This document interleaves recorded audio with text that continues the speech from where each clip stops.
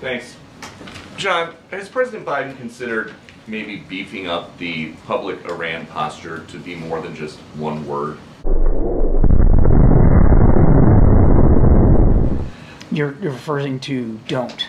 Yeah. And so let's talk about... And they did it anyway. And let's talk about what we did, Peter. Let's talk about don't and did. Let's talk about Saturday night.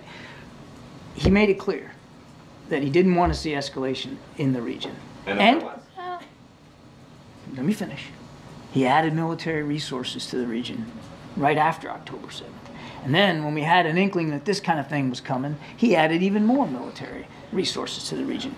Yes, they fired an unprecedented amount of munitions, but how much of a success did they have, Peter? None. Zero. Very little infrastructure.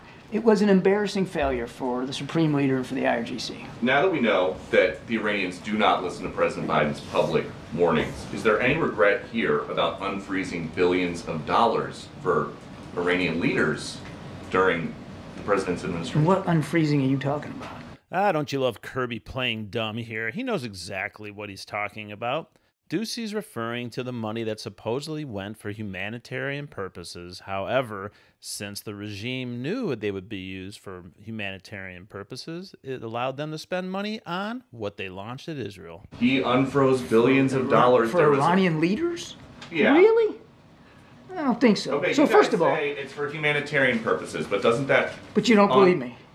Well, doesn't that free up money for them to spend on other stuff? Where do you get the money for an unprecedented number of munitions to fire at Israel?